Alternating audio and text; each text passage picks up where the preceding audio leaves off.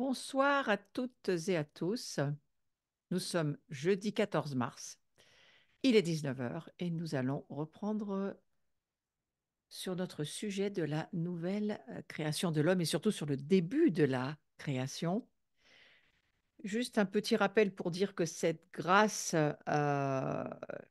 cette grâce de qui nous sommes, de qui est Christ en nous, fait qu'en lui, nous sommes et nous avons été choisis, nous avons été élus, c'est ce que dit la parole de Dieu, avant la fondation du monde. Et j'aime bien retenir cette phrase que j'ai reprise en travaillant sur le cours de la fois passée. Nous n'existons pas hors de Christ. C'est une phrase extraordinaire dont il faut se souvenir. Nous avons besoin de nous voir en lui. Et nous sommes élevés à la maturité par la souffrance. Je rappelle quelques petites choses importantes. Cette fameuse mort dont il est question, et cette mort qui n'est pas mort pour mourir, mais qui est là pour la résurrection, c'est véritablement l'important. Je rappelle aussi que notre appel, c'est d'arriver à la pleine mesure de la maturité à laquelle nous sommes destinés. Nous sommes appelés à mûrir. C'est important, il faut se le rappeler et se redire que, voilà, sur ce chemin de la vie que nous traversons, il y a beaucoup d'épreuves, il y a des déserts à traverser, des choses difficiles, parfois plus faciles que d'autres, mais quand même, les mauvais jours sont aussi devant nous. Eh bien, tout cela, ça va être utilisé par Dieu pour nous apprendre à grandir et à mûrir. Et c'est tout de même très encourageant. Ça nous garde toujours cette espérance de dire, eh bien, au travers de ce que je peux vivre, et même parfois de mes mauvais choix, Dieu va permettre que cela me puisse faire de moi quelqu'un qui va ressembler à Christ. C'est la bonne nouvelle. On est aussi, bien sûr, dans la plénitude du temps, et j'en ai bien parlé la fois dernière, que Christ a accompli par sa mort et par sa résurrection. Et l'apôtre Paul, eh bien, c'est celui qui, le premier, nous a initiés à la connaissance de ces préparatifs célestes, et c'est là où nous en étions restés, où je vais reprendre.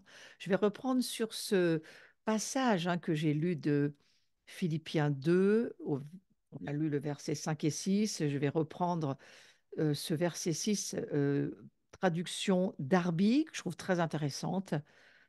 Non pas Dieu qui s'est dépouillé lui-même, ça c'est la version seconde, mais la version d'Arby qui va dire Dieu s'anéantit lui-même.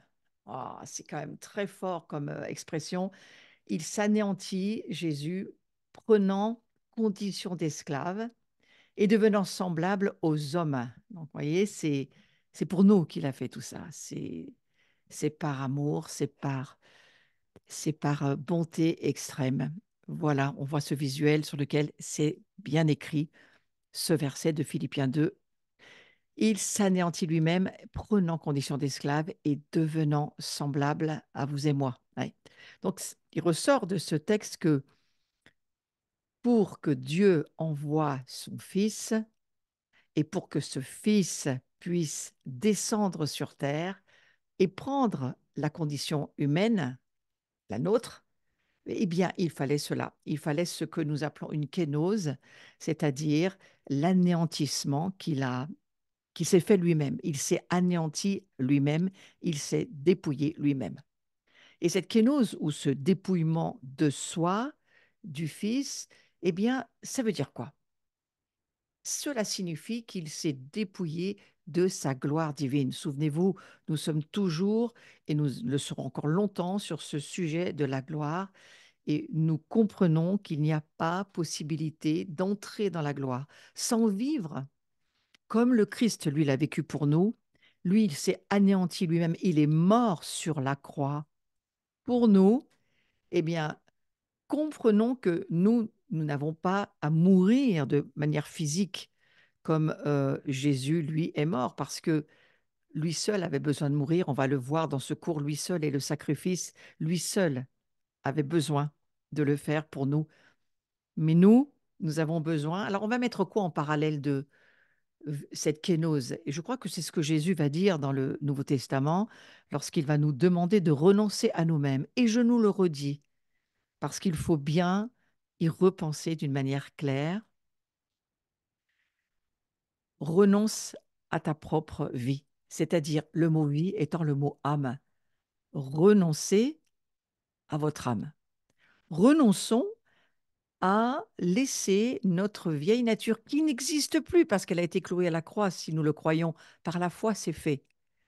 Maintenant, il faut évidemment exercer que nous croyons, c'est-à-dire laisser cette vieille nature morte à la croix et apprendre à vivre de la vie du Christ en nous.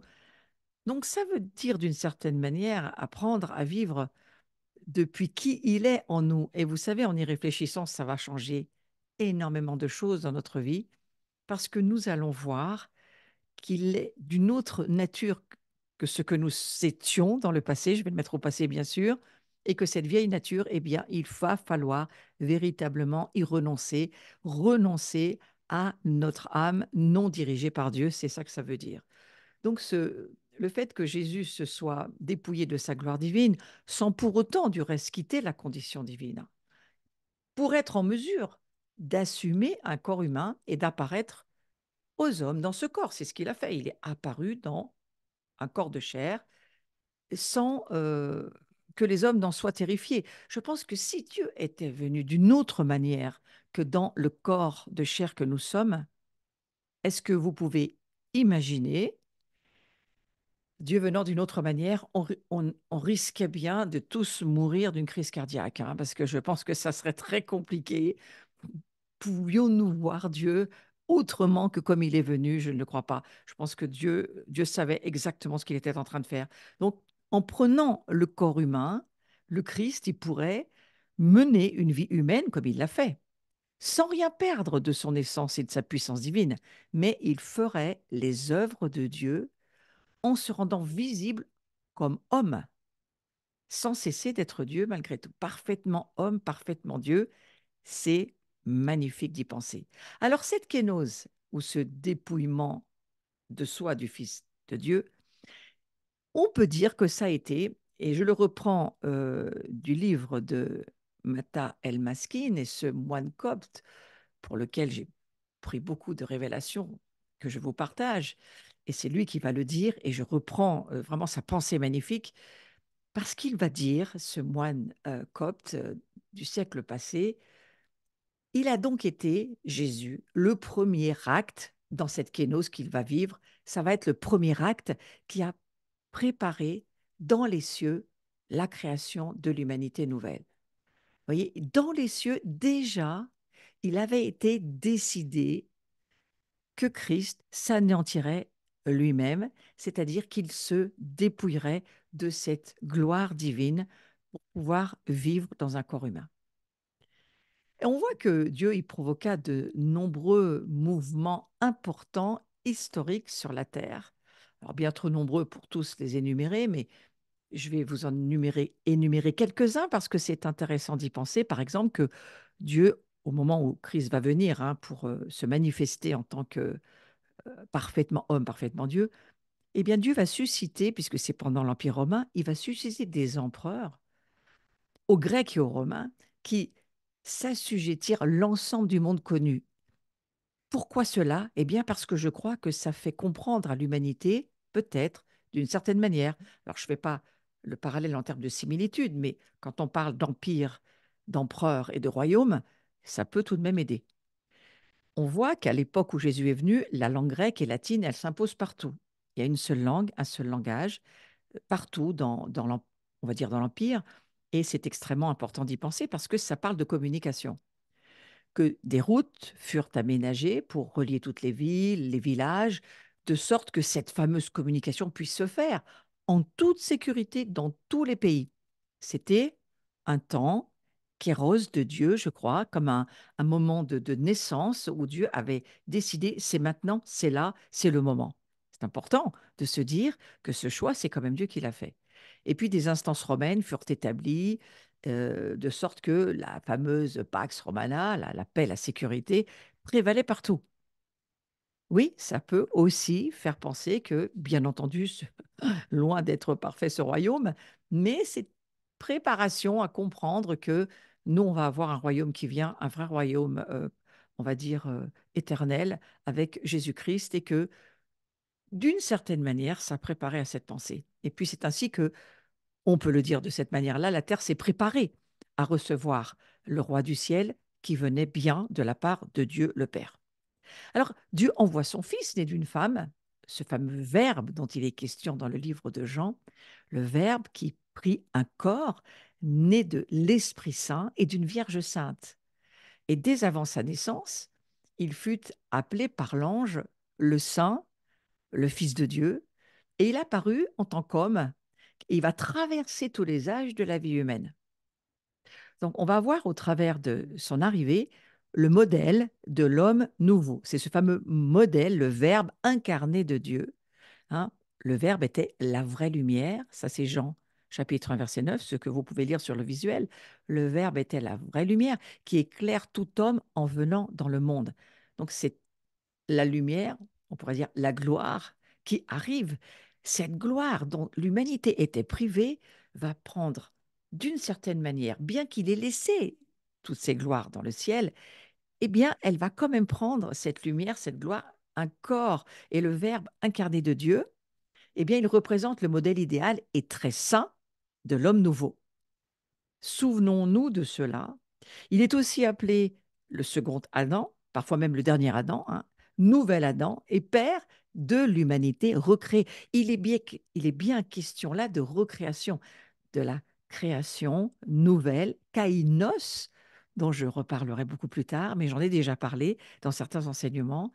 Vous avez des enseignements sur ma chaîne YouTube qui parlent de la génération kainos, de la nouvelle identité kainos et de ce que signifie ce mot kainos. Je ne veux pas y retourner ce soir, mais si ça vous intéresse, allez réécouter cet enseignement, cette fameuse génération kainos, cette nouvelle identité dont il est question, qui n'existait pas avant que Christ vienne sur la terre. Ça n'existait tout simplement pas. Donc il y a quelque chose de nouveau qui vient, que Dieu crée, et dans lequel, je crois, nous avons besoin d'entrer par la révélation et par la foi, et nous avons besoin de faire un voyage de révélation pour que nous puissions voir les changements et les transformations qui seront faits par la parole de Dieu et par notre foi, et nous voir devenir qui nous sommes vraiment. C'est on va dire le voyage que j'essaye de faire avec vous depuis, on va dire, plusieurs années maintenant, mais en tous les cas plusieurs mois sur le sujet de la gloire. Donc il y a un prototype céleste de l'homme nouveau qui est réalisé par Dieu, un modèle idéal, on pourrait dire ça comme ça, un modèle parfait, un modèle saint de l'humanité nouvelle que nous sommes en Christ. Mais je vous rappelle que hors de Christ, nous ne sommes rien, hein, c'est en Christ seulement, qui va être séparé petit à petit de la poussière terrestre et qui va se préparer par la puissance de l'Esprit Saint, par la force divine et céleste de Dieu, à vivre avec Dieu dans les cieux, unis au Fils unique et très saint de Dieu. C'est ça le plan. Le plan pour nous. C'est un plan qui n'est pas raisonnable, frères et sœurs. Notre raison ne peut pas du tout se l'approprier et encore moins exercer quoi que ce soit. Pour cela, il nous faut la foi. Donc, avant que l'homme revête sa nouvelle nature sainte et céleste, il y avait une nécessité qui s'est mise devant nous, une nécessité vraiment, on ne peut pas la contourner. Il fallait que sa nature, ce qu'on appelle aujourd'hui la vieille nature, elle se débarrasse de son impuissance, de sa déficience. Alors, là, revenez au premier cours, hein. Les premiers cours sur cette nouvelle création de l'homme où je développe d'une manière longue et profonde, donc je ne veux pas y revenir, hein, mais l'impuissance et la déficience de la nature humaine lorsqu'Adam et Ève vont écouter, on pourrait dire ça comme ça, bien sûr, tendre l'oreille et commencer à croire dans leurs pensées ce que le diable leur dit, remettre Dieu en question et donc provoquer la chute, c'est-à-dire la séparation de Dieu d'avec eux. Donc cette vieille nature que nous continuons à être tant que nous n'avons pas reçu Christ dans notre vie et que nous n'avons pas donné notre vie à Jésus, et pas seulement ça, mais que nous continuons par la puissance du Saint-Esprit à obéir à la parole de Dieu. Ça, ce sont des conditions minimales, syndicales, on pourrait dire, hein, pour que nous puissions nous être, pas seulement nous voir, mais être des vrais chrétiens, qui vivons à partir de notre union avec Christ. Il est question de notre identité. C'est notre union avec Christ qui fait et qui est notre identité réelle, éternelle, qui, on pourrait dire, continue à être éternelle si nous continuons à obéir à ce que l'Esprit Saint va nous dire au travers de la parole de Dieu. Je vais rajouter deux, trois choses. Si nous continuons à prendre le repas de la communion, qui nous assure que si nous prenons le corps et le sang de Christ, ce repas, l'Eucharistie ou la Sainte Seine, c'est la même chose, si nous continuons à boire son sang, à manger son corps, pas seulement il demeure en nous, mais nous vivons déjà dans l'éternité. Nous sommes en union avec la vie éternelle. C'est ce que nous dit le texte de Jean 6. Donc, ouah, c'est quand même un plan extraordinaire. Donc, il était nécessaire que l'homme se débarrasse de son impuissance et de sa déficience. Et ben, il ne pouvait pas le faire par lui-même puisqu'il était déchu dans la déchéance, séparé de Dieu. Qu'il fallait un plan SOS au secours. Et c'est Jésus qui va venir et qui va le réaliser pour nous. C'est, je crois là, le plus grand acte d'amour qui nous soit jamais offert, celui de nous sauver de l'enfer, de la mort éternelle et de la déchéance et de la corruption, et de tout ce que les ténèbres peuvent nous proposer aujourd'hui. Donc, toutes ces influences nuisibles, néfastes, toxiques, corrompues peuvent se terminer. C'est cela la bonne nouvelle de l'évangile du royaume de Dieu. Donc, il fallait également que la personne humaine, il faut en parler, bien sûr, c'est important de le dire, se débarrasse des séquelles de toutes ces expériences du mal, les blessures dans son âme, les vieilles habitudes humaines dirigées par les peurs. Moi, j'appelle tout cela, alors ça, c'est pas la vieille nature seulement, qu'il faut considérer morte à la croix, mais cela, c'est les résidus de charnels qui restent en nous parce que eh bien, nous sommes dans une âme et dans un corps qui ne sont pas encore glorifiés. Nous sommes en train de travailler à notre sanctification. Alors, bien entendu, toutes ces expériences du mal, des blessures dans nos âmes, les vieilles habitudes humaines dirigées par nos peurs ou l'incrédulité, la dureté de cœur, les traumatismes, les chocs de toutes sortes, des vieilles façons de penser, les emprises, les forteresses de l'ennemi qui sont dans nos pensées jusqu'à ce qu'on les renouvelle, hein. C'est ce que dira Romain 12. Il faut renouveler notre pensée, sans quoi nous continuons à penser comme la vieille personne que nous étions et que nous pouvons encore laisser vivre si nous ne changeons pas notre façon de voir les choses, toutes nos opinions, toutes nos mentalités. Il faut les renouveler par la parole de Dieu. Donc, tout, tout cela, les mensonges diaboliques, les opinions charnelles, toutes ces séquelles, on pourrait dire ça comme ça, hein, de notre ancienne vie, il faut s'en occuper. Autrement dit, il fallait que la nature humaine et que le détenteur de cette nature, à savoir, et c'est nous, la personne de l'homme, l'humanité, hein, se débarrasse de tout cela, pour que la nouvelle nature de l'homme puisse recevoir sa plénitude céleste, ce dont on a parlé précédemment, et qu'elle soit dotée, cette nouvelle création, d'une personnalité nouvelle, céleste, par laquelle l'homme puisse hériter des cieux, parce que Dieu nous le promet.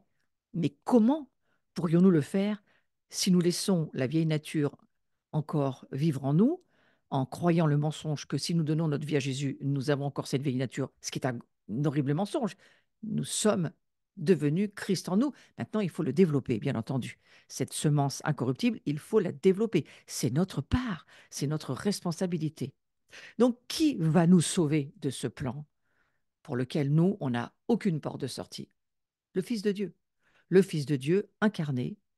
Il devait donc réaliser cette double tâche au profit de l'homme terrestre.